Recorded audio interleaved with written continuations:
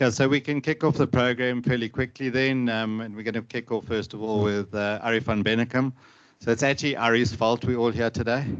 I met with Arie in January, and he's ran a conference very similar to this in just before the lockdown. And Arie said, "Why don't you do this conference again?" So, you know, with all these black bags under my eyes, all the sleepless nights I've had, we can thank Arie for that. But yeah, so Arie is and every single one of our speakers is extremely special. But for those of you who know about the Agile Manifesto, Arie was there right at the beginning. He was one of the authors of the Agile Manifesto, together with a whole lot of other people in America. So, you know, when they met in America. So Arie's got a lot of great stuff. He's not, and that's not any reason he's well known. He's led many business transformations around the world. He's actually just flew in from Brazil. He has a South African girlfriend, so that's great. Arie himself is from Netherlands, and they really enjoyed the rugby as well on Saturday night. So yeah, Arie, thank you very much for joining us, and over to you, my friend.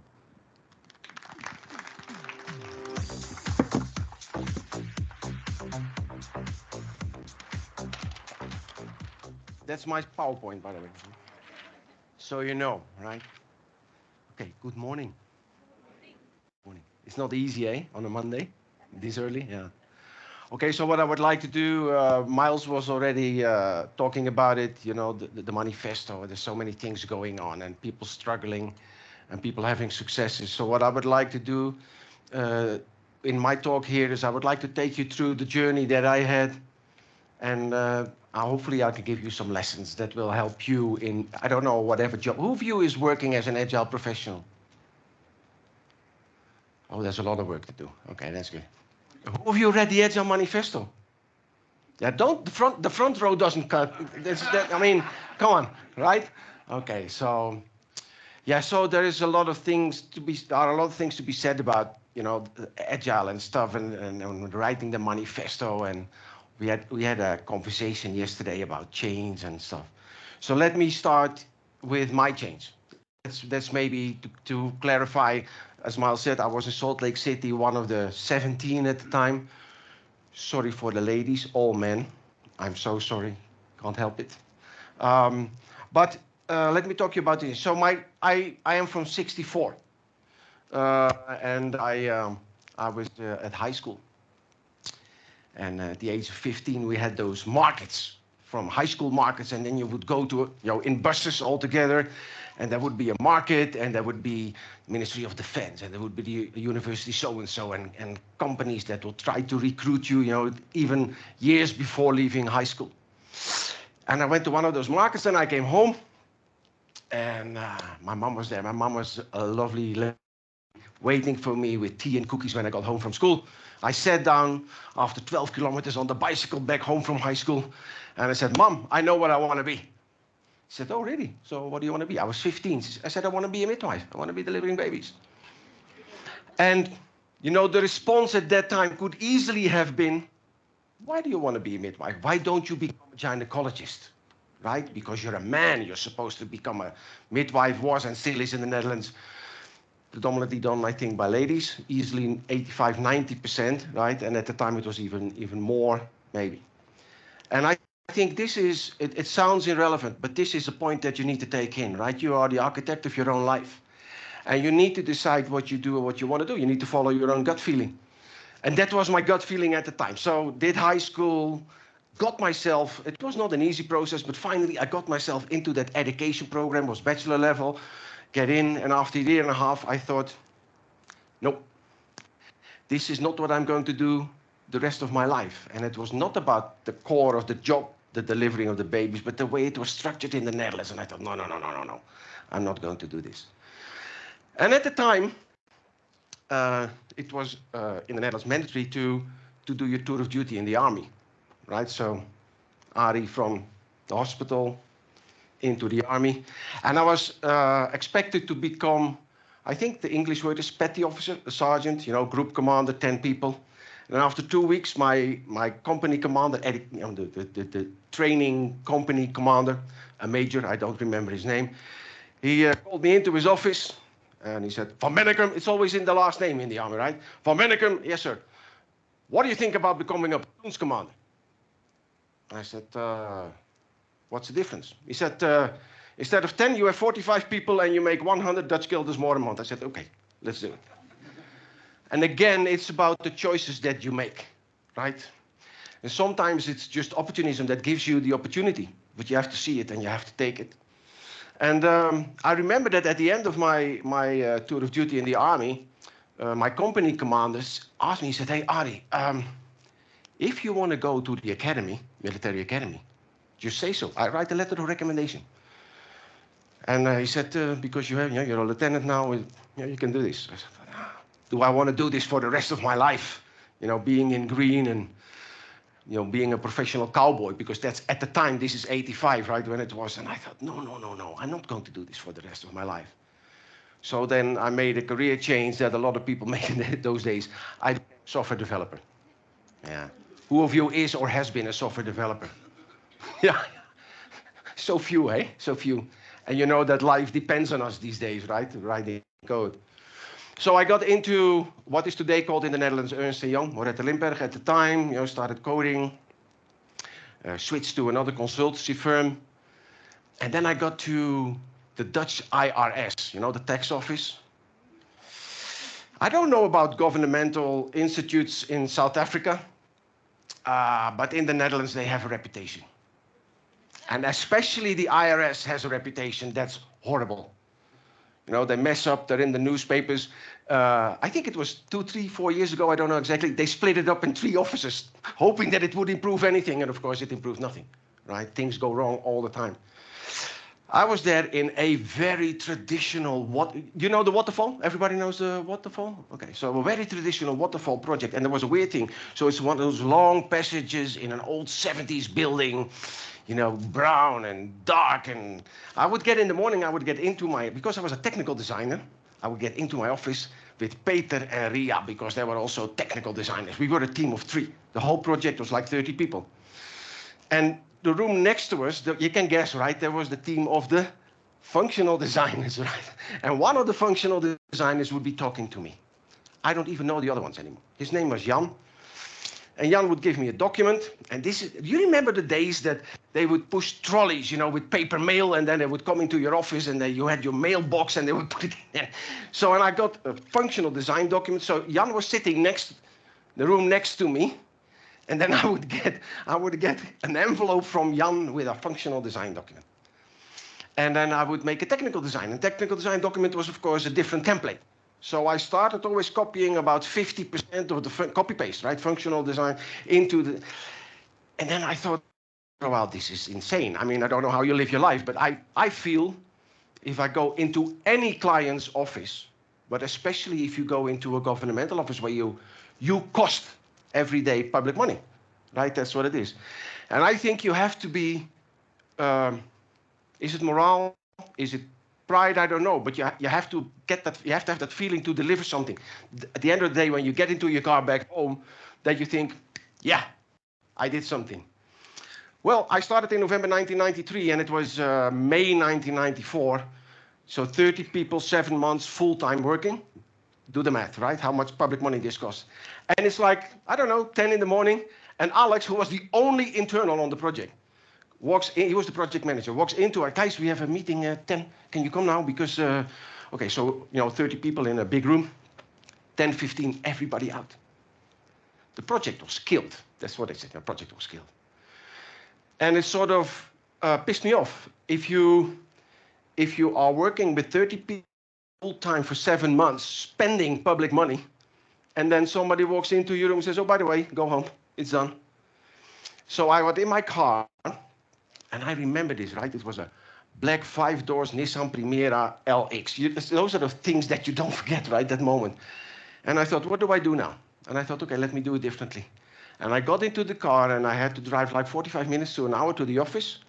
And we had 6 managers. And before lunchtime, I spoke to 5 of the 6 managers, and I said, whatever happens, I'm never going to do this again. And I thought, okay, you know, if they fire me, I have to find something else. I don't know what, but I'm not going to be responsible for this kind of thing anymore.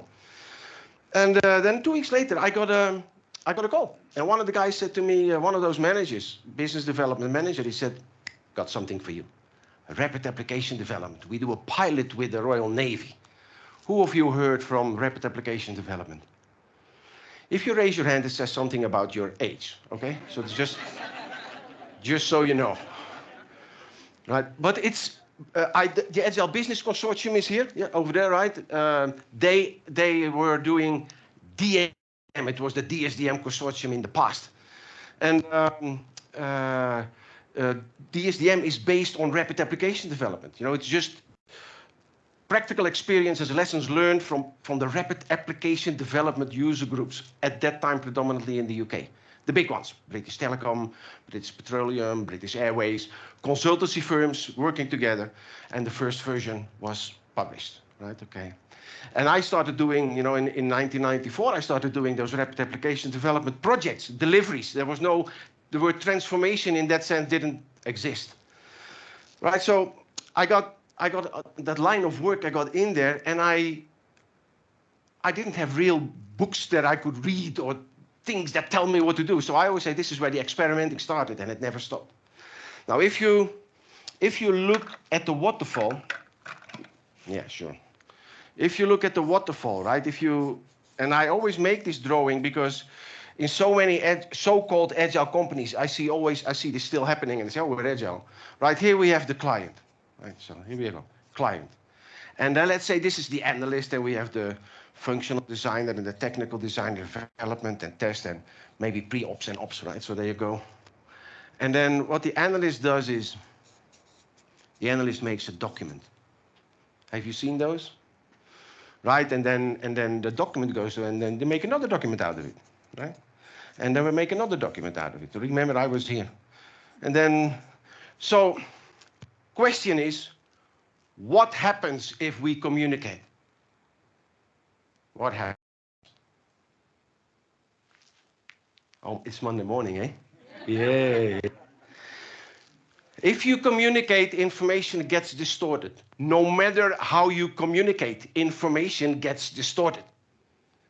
And the point is, in this thing here, let me get this marker. In this thing here, look at this, right? Information, it's already distorted now, right? Here, and it distorted again. And the distortion comes from interpretations and assumptions. And then people say, oh, but then you didn't ask enough, you didn't analyze enough, you didn't do this enough.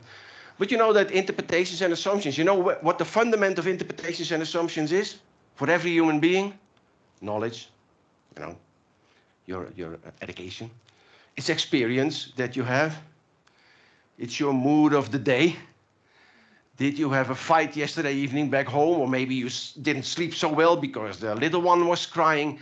Those define your interpretations and assumptions. So even if I ask now, what did I say so far? Every one of you, I get from every one of you a different story. And that's not a problem. But the problem comes in, okay, how do we, in this process, where we have here, you know, we have interpretations and assumptions, and here we have interpretation, and here, right? So it's error on error on error. So by the time we're here, something comes out that has no use at all, that nobody needs, nobody asked for. And that's the problem, you know, going back to the IRS that I just talked about, and so many other projects that the client said, yeah, but this is not what I need, this is not what I asked for, this doesn't help me. Right, so in that waterfall, whether you like it or not, we misunderstand each other. And that needs to be solved. We misunderstand each other. That's the thing, nothing else. Right? So on top of this, there are a couple of extra problems. So this person here is a human or a team of human beings, right?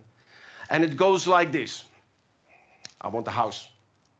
Oh, we can do this, we can build a house. How much does it cost? How the would I know? Because what does your family look like? Where is the house going to be? What are the rules, the legislation that's going on there? There's so many questions that need to be answered, right? But still, this person or team will ask, how much does it cost? And when is it ready? And before you know it, you're held hostage by something that you by accident said, yo, I think it would be $1 million. $1 million. And there's no way around it, right? $1 million.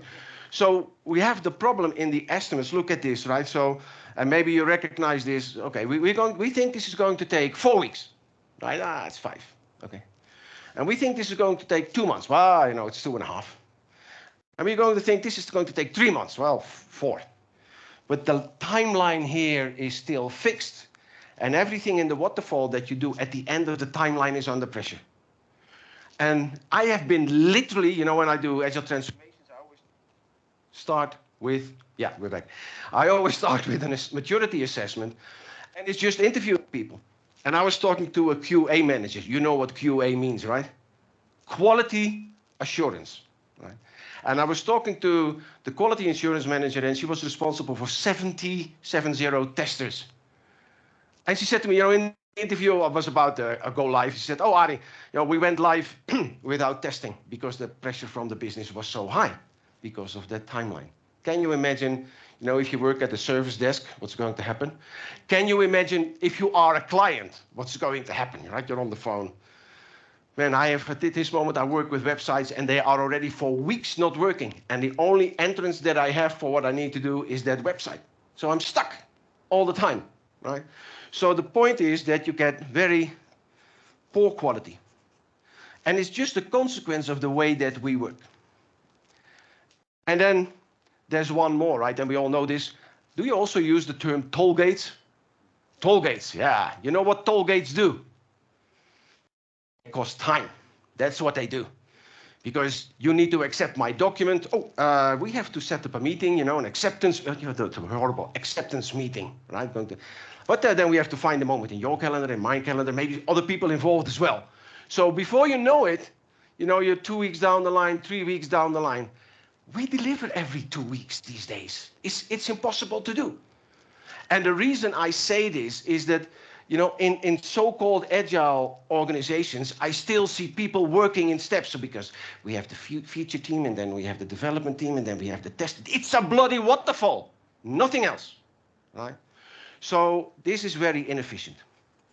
And if you, oh yeah, sorry for my writing, but if you look at what agile is for me, I would say, especially these days where we are, agile is about bringing valuable solutions to operations without delay. That means that, and if you look at this, if you have a misunderstanding, so I deliver something that doesn't help us, I need to do rework. That takes time. If I have poor quality, I have bugs, I need to do rework. It will cost time. Inefficiency costs time anyway, right? So you need to get those out. And I think it was Jeff Sutherland who said at one moment in time, you have to realize if we chop our work up in 2-week sprints, it means that you go live after every sprint. That means after every sprint, the work is done. For those who are into Agile, we use the expression definition of done for a reason, right? For a reason. And it means that at the end of every sprint, you bring a little bit extra into production that will start generating the benefits to the organization, to the clients, whatever. That's what you do. And if you say, oh, you know, I have a sprint for design, and then I have a sprint for development, and then I have a sprint for test, and then if you're lucky, we have a sprint for the UAT, the user acceptance test. That's exactly what we didn't mean when we wrote 22 years ago, almost 23 years ago, when we wrote the manifesto, right? Now, the question is, where does this come from? People don't like change so much, right? So they try to keep the position, try to keep everything as much as it, you know, what they can recognize and what they can see. And I want to make you this one. So when I love an expression from John Kern. He's one of the authors of the manifesto as well. John is from all the others are from the United States, by the way. If you look at the problems that I just wrote down, you can say, now, one is the quality, the other one is the efficiency, and the last one is the value of what you deliver. Right? You want to go bring something in production that does something for your organization. And I use the word organization on purpose because it's not for profit organizations only. Any governmental, not-for-profit, whatever, they have their quote-unquote value that they need to strive for, right? So you can easily focus on this. And in terms of doing the work, we have people who looked at the individual or maybe a pair.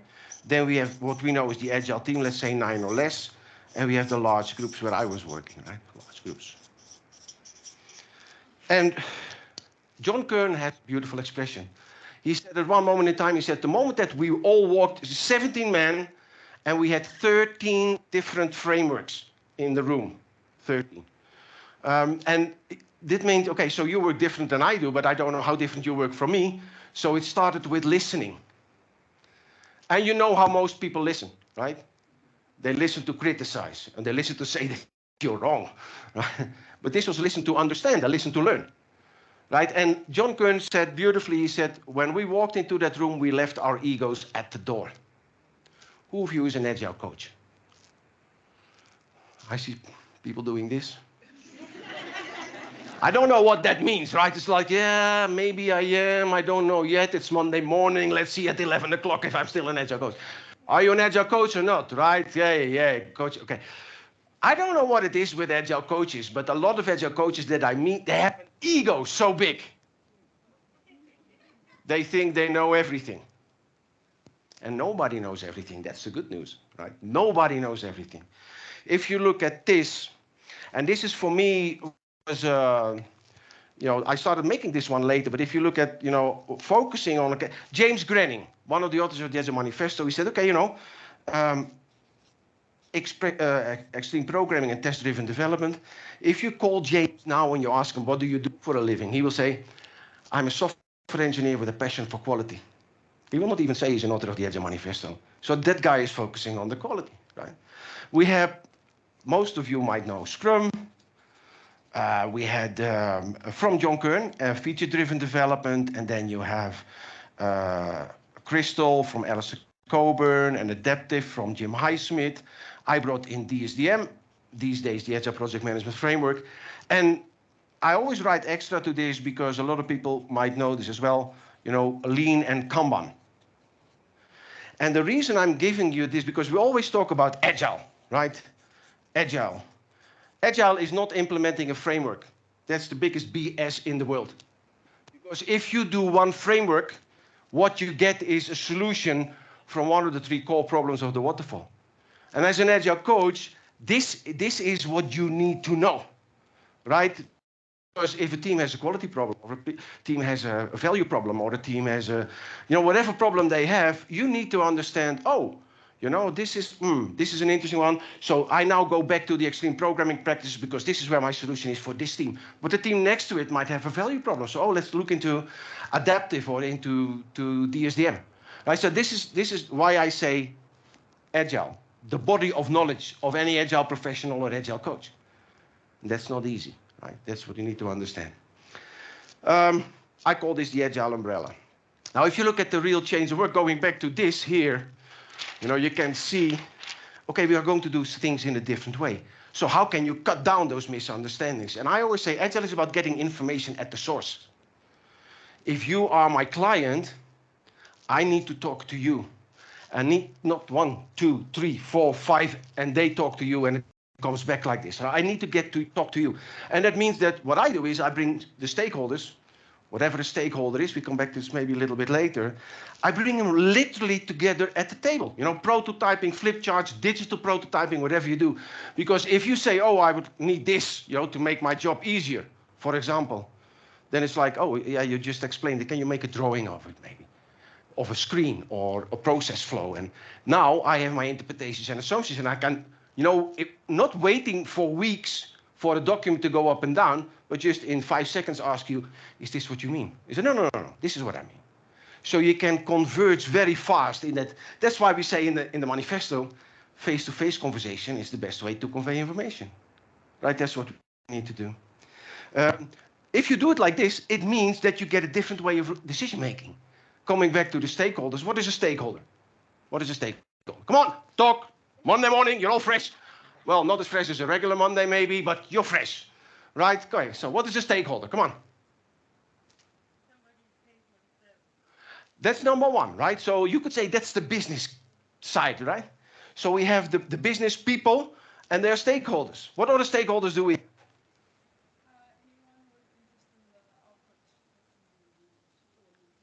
Yeah, and now the word interest. And I know you're studying law, right? I know you do.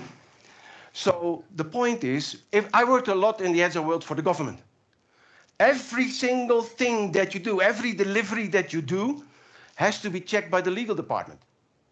And then, of course, we had the communication department, because everything that you send out, a letter or an email, has to be with the right font and with the right logo, with the right this and the right.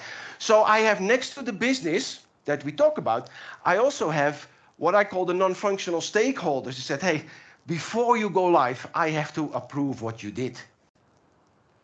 Now, if I go work in a 2-week sprint, and at the end of the sprint, my business says, thank you, very good.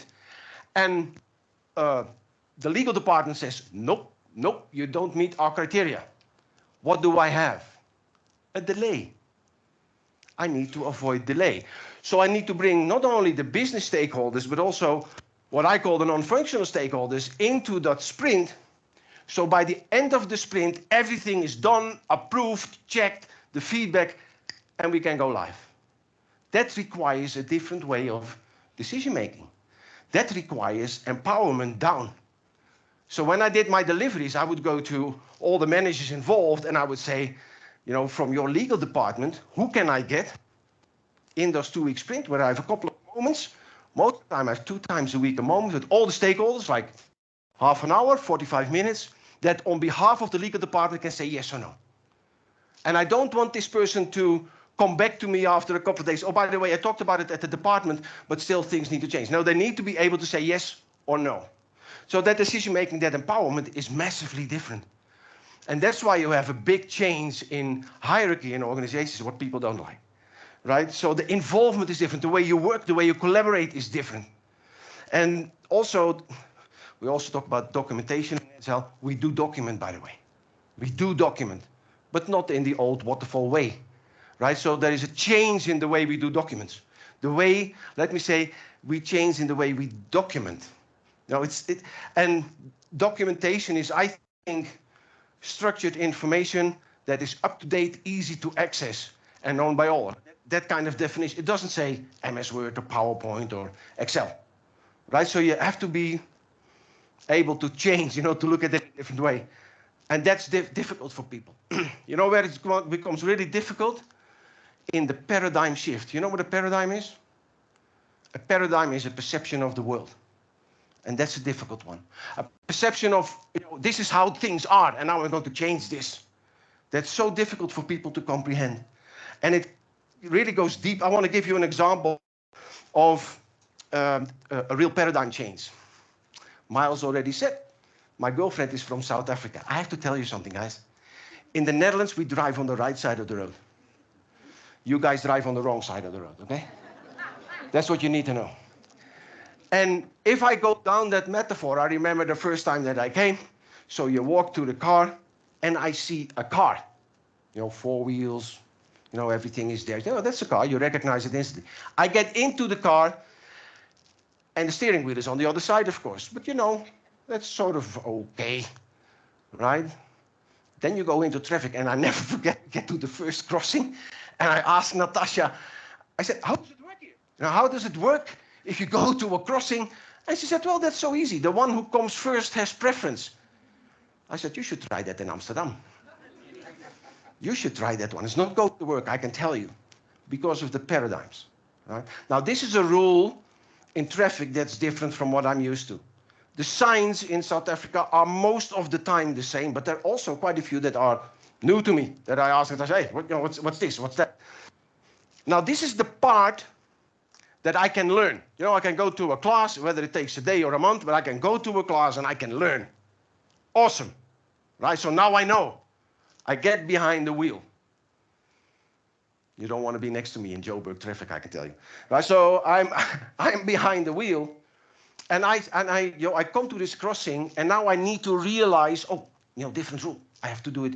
So I don't drive too fast because I know I need time to process all the new rules that are there. And being on the other side of the road, everything there.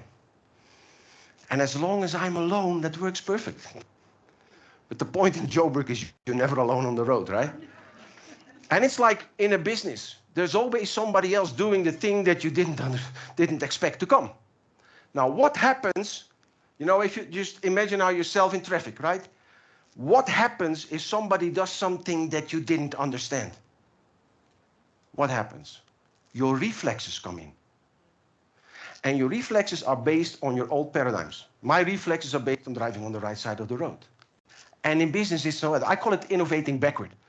Right, we're going to work in an agile way. You know, we have those all stakeholder sessions. We have a daily stand-up every morning. We deliver in every sprint 2 weeks. But then somebody does something that we don't understand. So there needs to be a solution. But, you know, we're doing something that we didn't do before. And what is it that happens if you do something that you didn't do before? What happens? Well, most of the time you mess up because you didn't do it before, right? You can be a brilliant rugby team. If I ask those guys that were just on screen if they can play soccer, right? You know what managers do?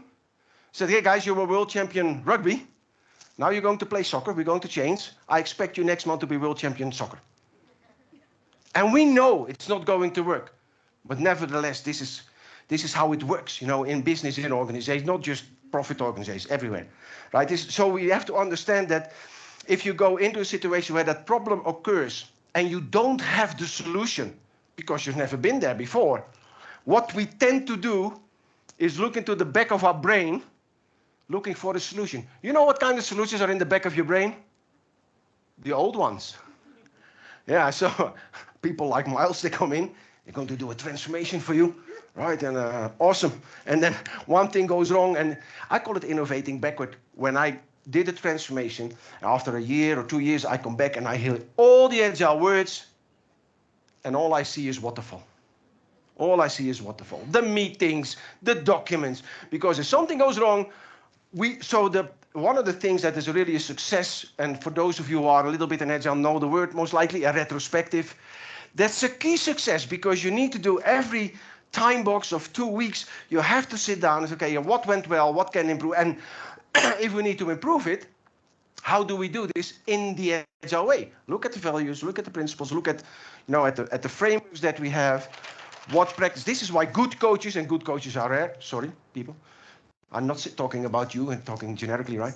But they need to say, if this is your problem, innovating forward, this is what we should try with the team in the next 2 sprints.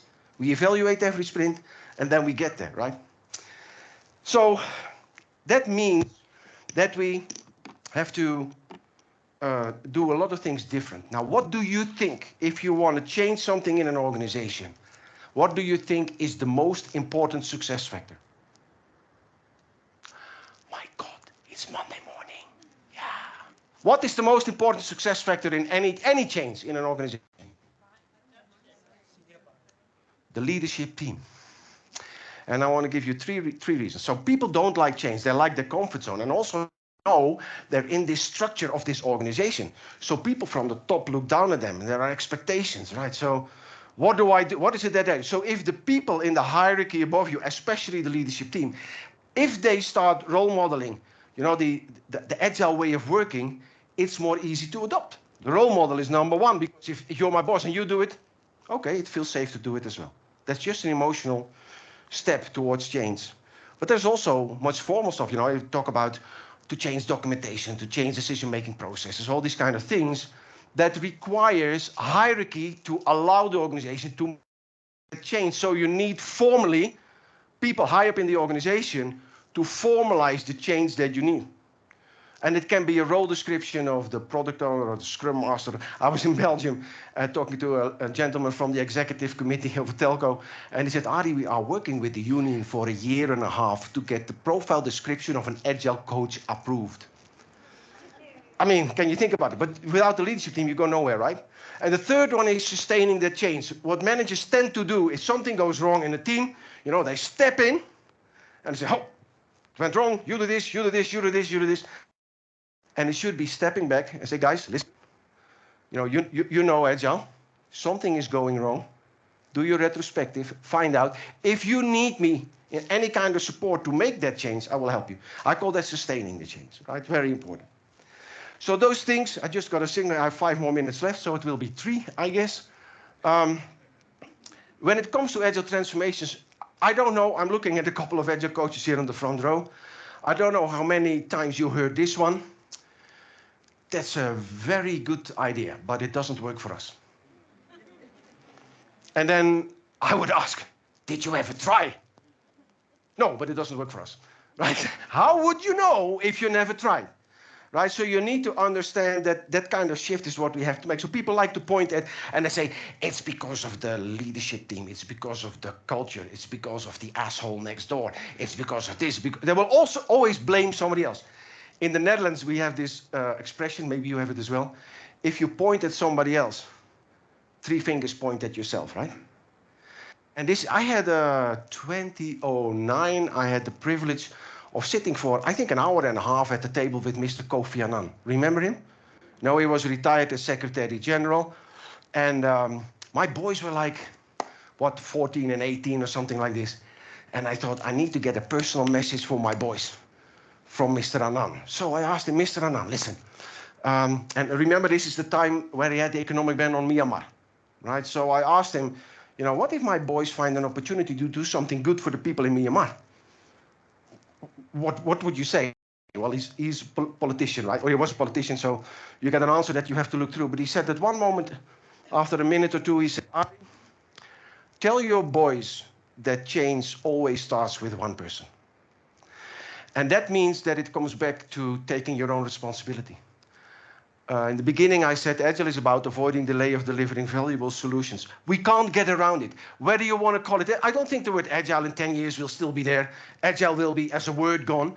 But the way of working, you know, avoiding the delay, because with the technology, you talked about the technology. I mean, it has changed business models upside down completely.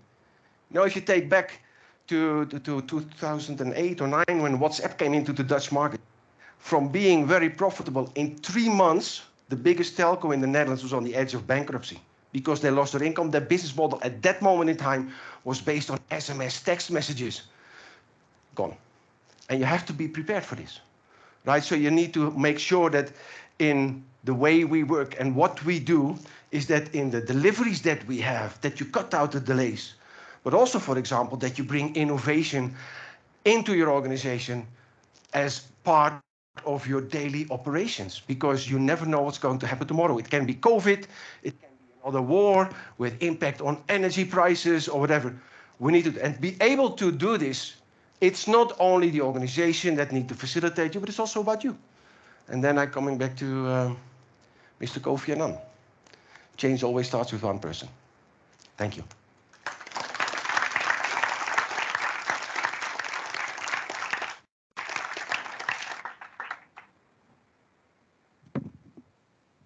Thank you, Arie. Arie, has anybody got any questions? We've got time for a few questions. Do we have a roving mic or not? I'm a little bit concerned, Miles, because it's Monday morning. Yeah. I hope there will be questions. You've already woken them up. Has anybody got any questions? He's going back to Holland. Come on, who has a question? Yeah, sure. Shoot.